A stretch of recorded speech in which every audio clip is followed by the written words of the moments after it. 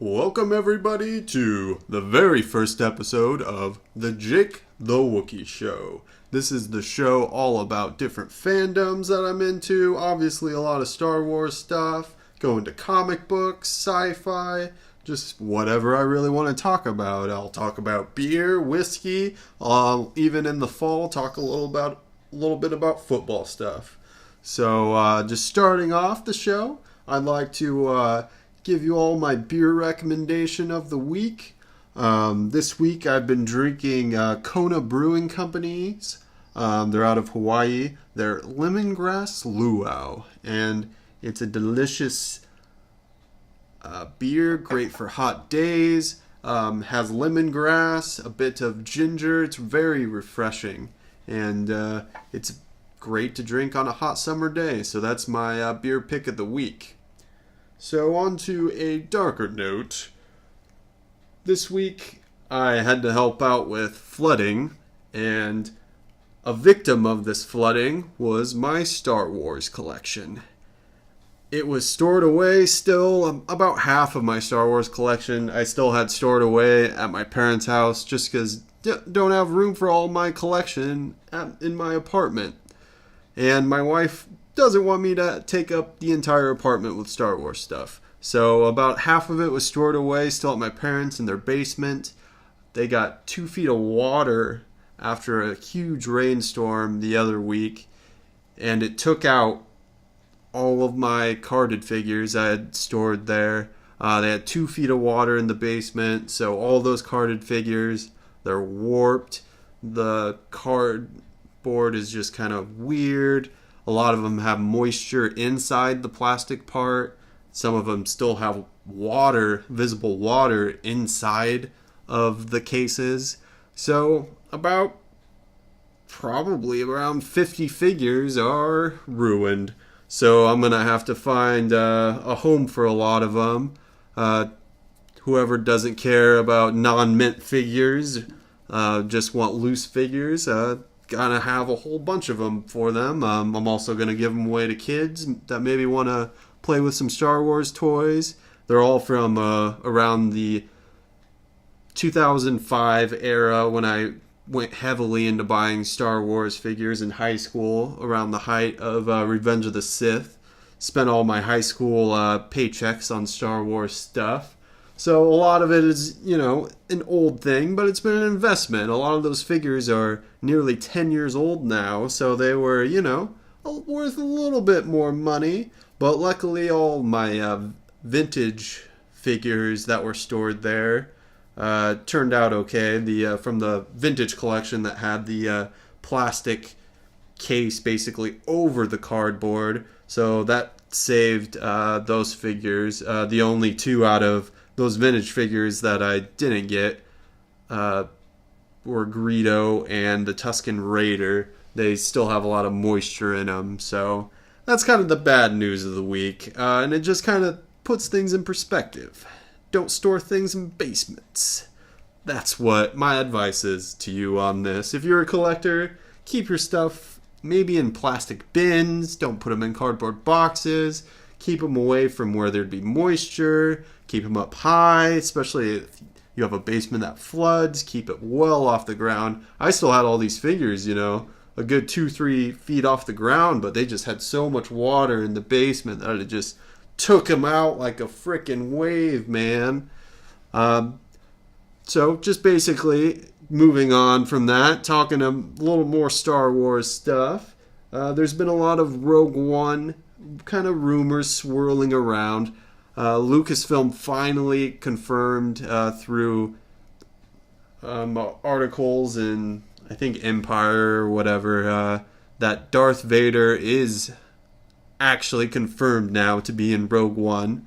So that's big news. Everyone already had an idea, and MakingStarWars.net has posted numerous things about Darth Vader in the movie already, how he's basically going to be just a crazy killing machine. And they also are using an exact replica of the A New Hope Darth Vader outfit. So that's really cool to hear. You also have confirmations on a lot of the characters' names. which is awesome. The character I'm looking forward to the most is Donnie Yen's character. I believe his name is Charut, who is like a blind spiritual warrior, they call him. And he's not a Jedi, but he actually may have some Force sensitivity or is spiritual in the Force in some way, they make it sound. And so he's the character I'm looking forward to most. And with San Diego Comic-Con and then the Star Wars Celebration Europe coming up, we should be hearing some more rumors about Rogue One here soon. They've also talked a little bit about maybe Episode 8 stuff will be at Star Wars Celebration, which is awesome. So pumped for Episode 8. I'm pumped for Rogue One too, but there's just something about the episode films that just are way above any spin-off movies for me. Han Solo, Rogue One, I honestly could care less if those movies get made, as long as the episodes are top-notch quality, and I just want to follow the history of the Skywalkers and the Jedi, and I'm really looking forward to Episode 8, getting to see Rey training with Luke, getting to see Kylo Ren training with Snoke. So I'm super pumped for that, and hopefully soon in the next few weeks we'll be having Star Wars news galore. But other than that, there's nothing too big of Star Wars news as of late, just kind of the stuff that was in the magazines, a lot of Rogue One photos and whatnot. So, moving on from Star Wars now. Let me take a little drink of my beer here. Refreshing. Gonna move on to comic book stuff now.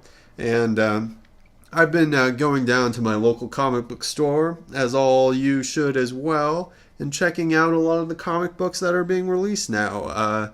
DC Rebirth has been phenomenal.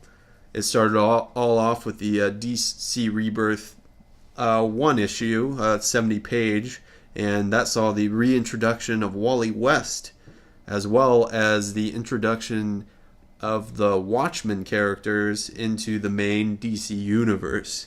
So it seems like Dr. Manhattan is watching over all of the DC universe and perhaps kind of is stealing time away from them, is basically how they explained it, or they can't remember certain bits of time. That's how they forgot Wally West. But Barry Allen was able to save Wally West because, he was his sidekick in The Flash for a long time, so they're good buds, So that was a great book. I've also picked up from DC Rebirth so far The Flash, the first one-shot, and then The Flash #1 I got. I've gotten Aquaman and the Green Lanterns. And The Flash has been my favorite of those three so far. Aquaman's, pretty good. Not too bad so far. And the Green Lanterns, I don't know how I feel about it yet. It's kind of hard to like these Green Lanterns. They're not as relatable. I don't know. They're not...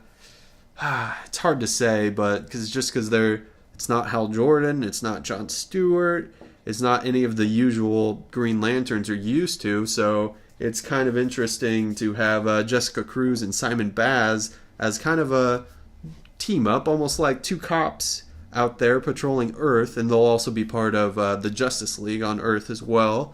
But the one I'm looking forward to most, since I'm a big Green Lantern fan, is the comic Hal Jordan and the Green Lantern Corps, which should be coming out next week, I believe, or the week after that. Coming soon, I don't know. I'll just go to the comic book store and be like, Hal Jordan and the Green Lantern Corps, I'm getting it. It's awesome. So I'm really pumped about that. Other than that, that's about all the DC comic books I've picked up so far. Some of the Marvel titles I've been reading lately, I picked up Moon Knight. Moon Knight has been great so far. Greg Smallwood is the artist on it, and I actually got to meet him Free Comic Book Day about a month ago. He's a real nice guy, super cool artist. The art style of Moon Knight is just phenomenal. It has great covers. Just the panels are amazing, just really breathtaking visual artwork, and his style is just awesome. And just the story has been really interesting so far. Basically, Moon Knight, fully crazy. He's in an insane asylum. Has he ever been Moon Knight? Has he been hallucinating all of it? Is there really Egyptian gods at play, or is it just all in his head? It's a really interesting idea, and Moon Knight is just great. One of my favorite characters Marvel has going right now. The other Marvel comic book I've been reading lately as well has been Doctor Strange, which has been excellent so far. I'm into a lot of the mystic and spiritual characters of comics, so Moon Knight and Doctor Strange, big fans of. And the Doctor Strange comic has been really good.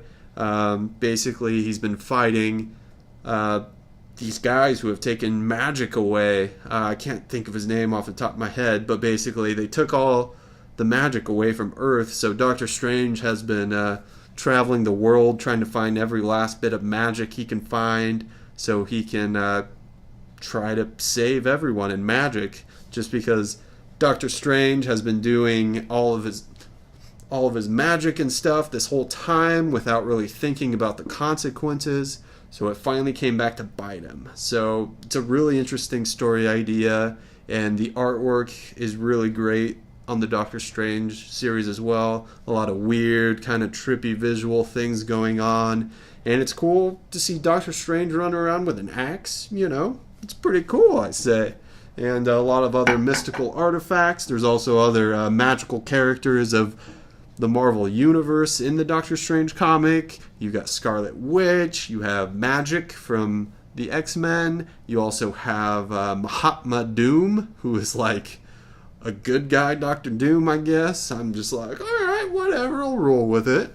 So, yeah, Doctor Strange has been really good. So those are the comic books I'd recommend right now. You go to your local comic book shop and check it out. All these are ongoing series, so the DC comic ones are twice monthly, which, you know, is a little harder to keep up than the Marvel, which is just once a month. But, you know, a lot of good stories out there. As long as they're putting out great content, that's what matters, not the amount of comics they put out, just as long as they keep making great content. So that's it for kind of comic news of the week. Let me take another drink of my beer here. So then on Monday, I finally got around to seeing the movie Warcraft. Me and the wife went to go see it on Monday night. You know, we were about the only people in the theater, but that was alright. And I have to say, I really enjoyed the movie. I don't understand why more people didn't want to go out and see it. I think it's a great adaptation of the World of Warcraft game. I played it for just like a month, and then I'm like, I can't do it. I can't do it. It's going to control my life. It's going to control my destiny. So, you know, just gotta, I don't know. I enjoy it, and I enjoy the lore of Warcraft, but I couldn't play the game just because it would have taken my life away. But the movie, you know, was really cool. Great special effects. The CGI is phenomenal.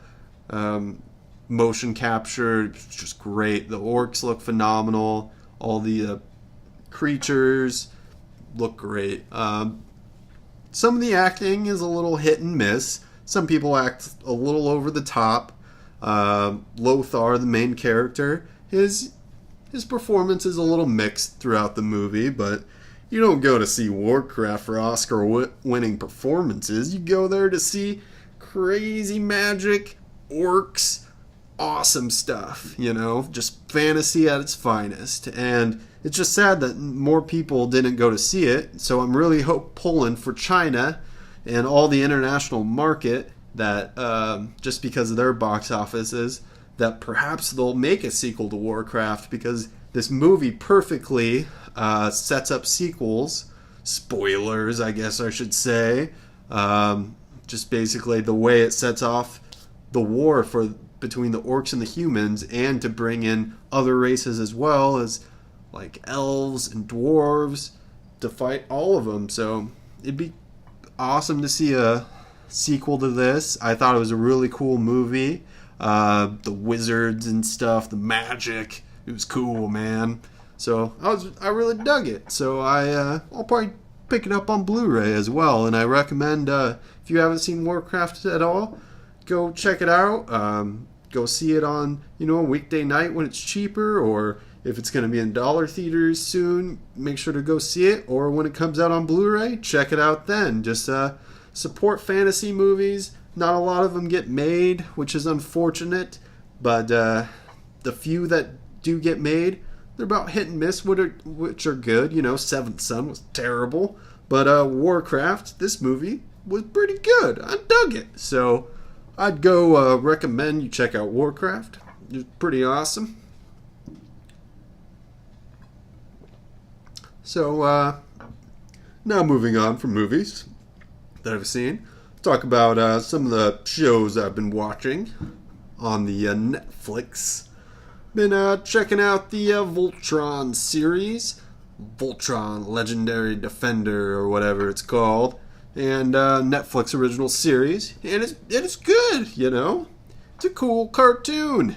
It's from the people that made Legend of Korra, I believe. So there's a good mixture of comedy, action. The characters are fleshed out. Each one of the different paladins, have a different personality. Just really cool. And, not every episode do you see them full form Voltron to fight, but that's not what the show's about. It's about, great characters, a great story, and I'm only about halfway through it right now, just starting episode 6. So, I'm looking forward to see the whole series, and I hope it's good. So that way they greenlight another season for it, because I love great cartoons, and it's awesome that Netflix supports cartoons like this. So it'd be really cool if somehow they resurrect any of Avatar or The Legend of Korra, kind of continue on Netflix. That'd be cool to see. So Voltron, it's awesome. So I'm also really looking forward to the Samurai Jack TV show coming back. That comes back on Toonami on Saturday nights on Cartoon Network, which I don't have cable, but I'm sure I'll check it out online. So I'm really looking forward to Samurai Jack. That was one of my all-time favorite cartoons. So, and yeah, I'm trying to think what else I've been watching. I've been checking out the third season of Peaky Blinders, about, the early era of Birmingham gangsters. And it's a great show. I really enjoyed the first 2 seasons. I keep forgetting it's on Netflix, because I don't know why I haven't watched more of season 3. I need to get on that. I get busy. I get distracted. There's movies. There's comics. There's the internet. There's a lot of stuff going on. It's hard to keep up with everything, but doing my best.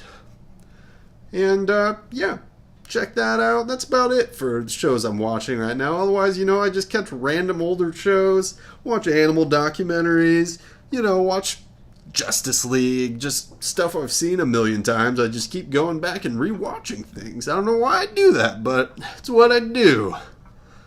And, yeah, so that's about it. I think I'm going to conclude this first episode of the Jake Tha Wookiee Show. I am Jake Tha Wookiee. You can follow me at Jake Tha Wookiee on Twitter. And make sure to, like this podcast. Subscribe to the channel. Do all that stuff. Check out the stuff I've talked about. And hopefully you liked me rambling on for a while. And you'll come back and listen to me ramble on again some other time. So, thank you all. May the Force be with you all.